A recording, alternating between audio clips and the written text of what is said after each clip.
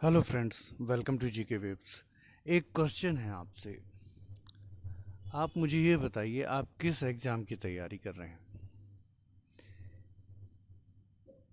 Pre की तैयारी कर रहे हैं, मेंस की तैयारी कर रहे हैं, या इंटरव्यू की तैयारी कर रहे हैं? कुछ क्लियर है? एक बार रीमेंस हो गया 2019 का, क्या फिर से होगा? क्लियर है? 2020 का रिवाइज रिजल्ट आना है, मेंस का रिजल्ट आना है। आपको आगे इंटरव्यू की प्रिपरेशन करनी है कि फिर से मेंस की प्रिपरेशन करनी है? कुछ क्लियर है? सो फ्रेंड्स, ये परिस्थितियां हैं। और कितना अरसा हो गया है? 2019 वालों को 4 साल होने को आ रहे हैं। 2020 वाले भी पीछे नहीं हैं। अब ये नेक्स्ट मंथ से जो है 8वां महीने चालू हो जाएगा उनका। और प्री से आप मिला लीजिए, प्री को तो हमने छोड़ ही दिया है, सिर्फ मेंस दिए हुए 8 महीने हो जाएंगे। प्री कब हुआ था? 19/6 को हुआ था, 19/6/2021 को। तो 2020 वालों को भी आप ये मत सोचिए, उनको भी 1.5 साल होने को आ रहा है। 1.5 साल होने को आ गया उनको भी। तो 1.5 पौने 2 साल से 2020 वाले वेट कर रहे हैं, 3 साढ़े 3 साल से 2019 वाले वेट कर रहे हैं। ठीक है ना? और 2021 का जो रिजल्ट आया है, उसको भी 87 13 13% फार्मूला को चैलेंज कर दिया गया है।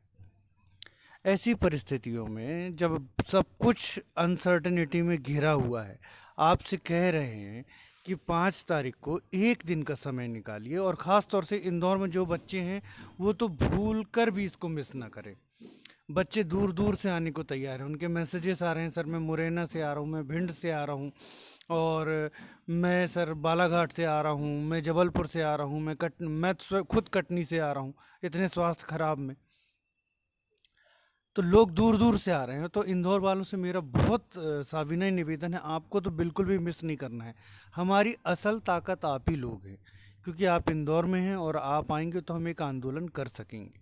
इस आंदोलन की 6 सूत्री मांगे मैं बार बार दोहरा चुका हूं, जरा उनको ध्यान से सुनिए। 2020 का रिजल्ट की डेट घोषित की जाए, आप उसको रिवाइज। अब इसमें एक चीज़ और भी बोलना चाह रहा हूँ। आज के पेपर में बच्चों ने डीबी स्टार इंदौर में एक वही पुरानी न्यूज़ वायरल हो रही है, जिसमें एमपीपीएससी में ओएसडी श्री रविंद्र पंचभाई जी ने कहा है कि रिजल्ट हम कैसे दें, हम ये समझ नहीं पा रहे हैं, कानूनी सलाह ले रहे हैं, और रिवाइज रिजल्ट हम दे सकते हैं। वो एक मतलब उन्होंने एक ये पॉसिबिलिटी रिवाइज रिजल्ट की भी छोड़ दी है। तो रिवाइज रिजल्ट आप दे रहे हो,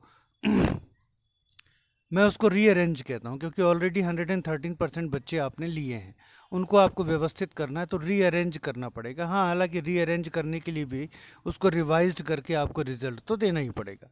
चलिए, आप रिवाइज रिजल्ट दे रहे हैं, इससे कोई हमको दिक्कत नहीं है। बट आप सिर्फ प्री का रिवाइज रिजल्ट दे करके ना छोड़ दें। आप प्री का रिजल्ट रिवाइज्ड करें और साथ में फिर वहाँ से कैटेगरी बनाते हुए मेंस का रिजल्ट दे दें।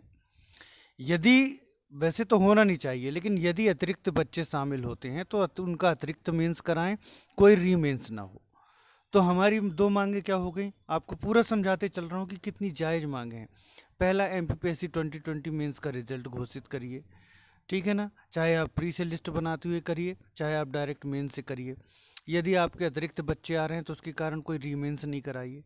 साथ में ही 2019 का रीमेंस मत कराइए, क्योंकि बच्चों की इसमें कोई गलती नहीं है। एडिशनल बच्चे ले रहे हैं तो उनका एडिशनल मेंस कराइए, और इस तरह से मेंस कराइए कि नॉर्मलाइजेशन का कोई इश्यू ना आए। जो बच्चे सेलेक्ट हो चुके हैं इंटरव्यू के लिए वो सेलेक्टेड रहें, कुछ अतिरिक्त बच्चे और ले लिए जाएं जो अतिरिक्त मेंस हो रहा है उससे, और उनको भी इंटरव्यू में शामिल कर लिया जाए। तो ये दो मांगे हो गई।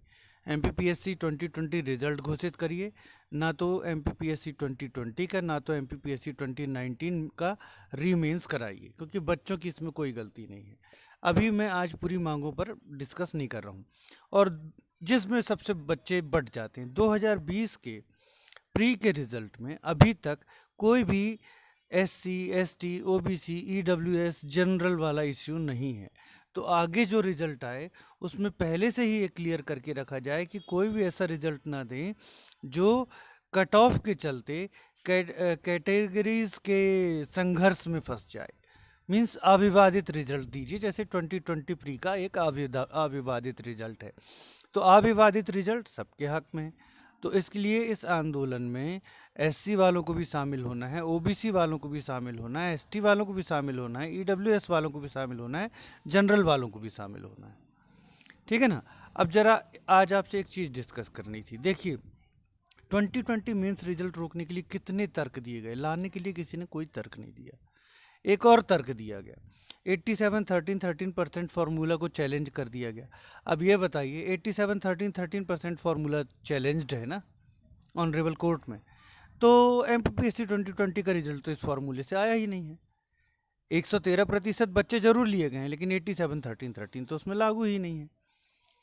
तो उसमें जीएडी एमपीपीएससी 2020 के रिजल्ट के लिए सबसे अच्छी बात है एक नया जो है नियम बना सकता है, ताकि वो विवाद में ना उलझे।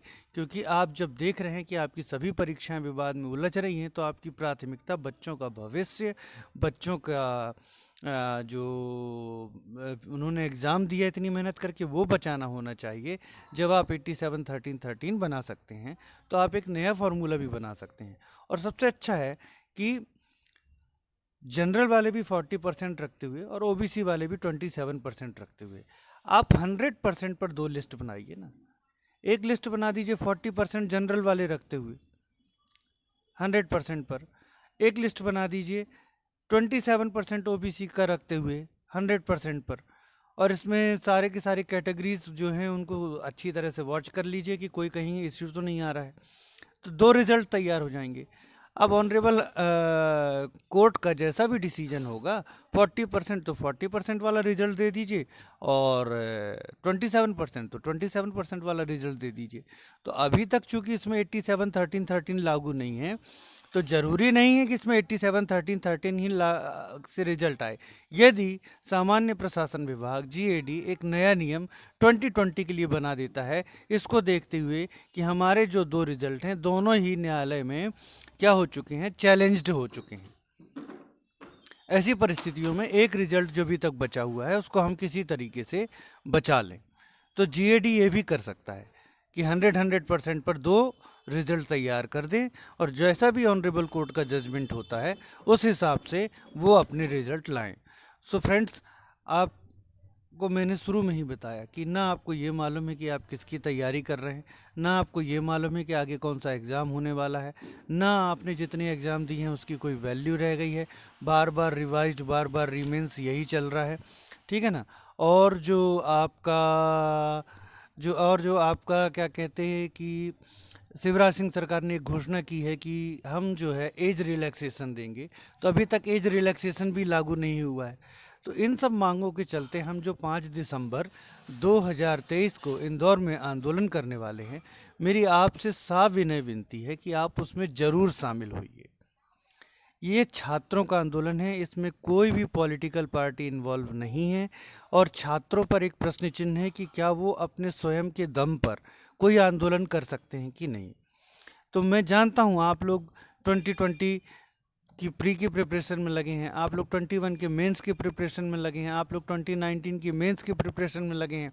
मैं ही आपको हमेशा बोलते आया हूं कि न्यायालय में कितने भी मामले चलते रहें, लेकिन आप अपनी प्रिपरेशन करते रहिए। लेकिन एक दिन का आपसे समय मांग रहा हूं, 5 दिसंबर वो डेट है, आप सभी को आना है, साविनय निवेदन है, और आप लोग आकर के ही इस आंदोलन को सफल जो है वो बना सकते हैं। बड़ी से बड़ी तादाद में पहुंचने की कोशिश करिए। एक पूर्णतः शांतिपूर्ण आंदोलन जायज मांगों को लेकर के हम करने जा रहे हैं, और पूर्णतः छात्रों द्वारा आयोजित आंदोलन है। कोई भी इसमें नेता नहीं है, कोई भी पॉलिटिकल पार्टी का इन्वॉल्वमेंट नहीं है। सो प्लीज़ अपने परिवार की आशाओं के लिए, अपनी मेहनत के लिए, अपने करियर के लिए एक दिन का समय निकालिए और 5 तारीख को आंदोलन में आइए। Okay friends, thanks for watching.